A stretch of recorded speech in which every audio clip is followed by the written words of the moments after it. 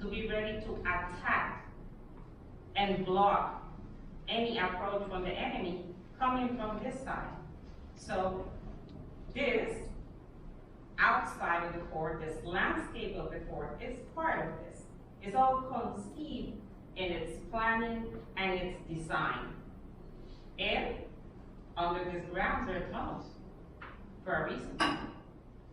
As the enemy approach, they will explode the tunnel to block the advance of the enemy. So all this is part of the fortifications. Even if the enemy is coming from the water, there's a little component here called the battery, floating battery. The battery is at the level of the water for a reason. So when the ship is approaching the entrance of the bay, the cannons will shoot at the same level of the ship. So everything is strategically designed for a reason.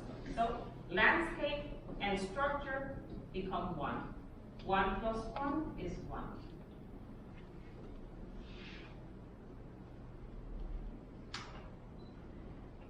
Another value that I would like to highlight when it comes to interpreting fortifications and military heritage is about the sense of place, the place of memory, or the element of identity, however you want to call it.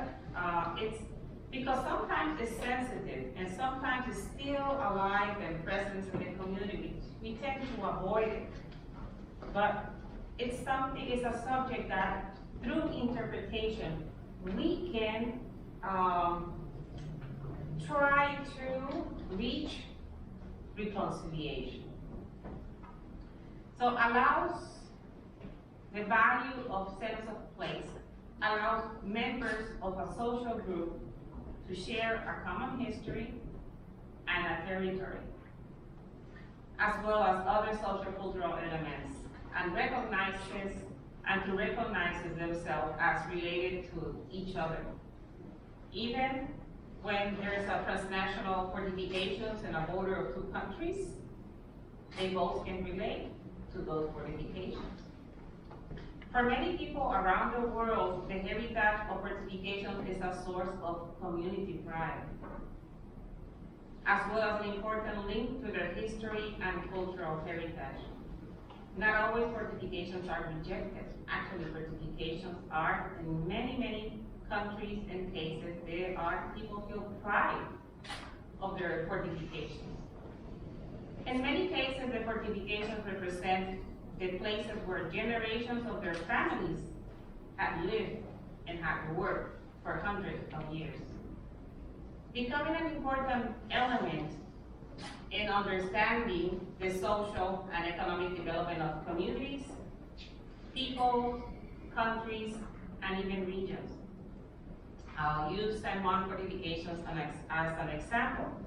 As a result of the discovery of the New World by Christopher Columbus in 1492, we're talking about 16th century, Spain acquires all this new world, all this land, and they are so happy because there's so many resources in there, but immediately came the downside.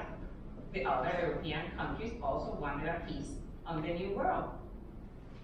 England, Netherlands, well, that time Holland, Denmark, France.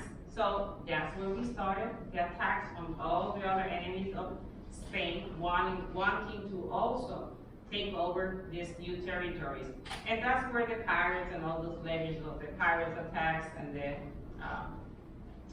starts in the history.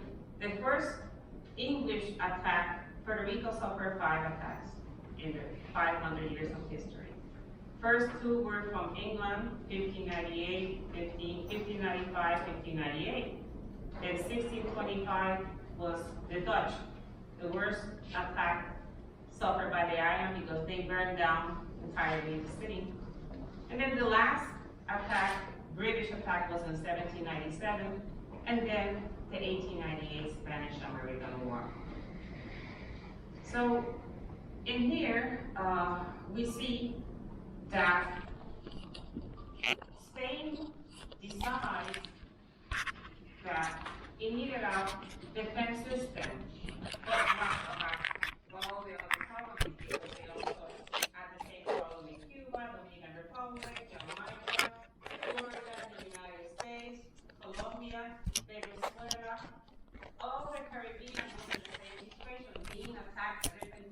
like British attacks or Dutch attacks or French attacks. So Spain decides to design one system in order, one man, one military engineer, to design which forts were going to be fortified with these massive castles, and they were going to work as a system.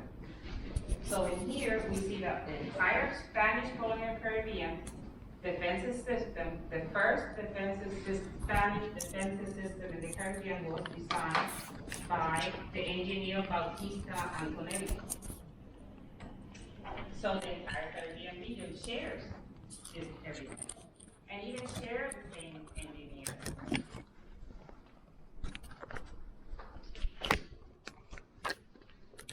And also, value of social and economic values, like I said, fortifications play an important role in sustainable development of communities through long-term tourism development, and as a result, enhancing social well-being. Fortifications are a perfect location for a classroom to bring the community to the forts to learn not only history, but also to learn its different values. In here, for example, this is the other castle in the San Juan fortifications, where we have implemented the educational program of UNESCO Patrimonitos that was launched in 1999. And what we used to do back then was bring schools, but also bring kids from the less advantaged community to come inside the fort and use the fort as part of the classroom. Okay, so now let's talk a little bit, bring you some examples of these different activities that have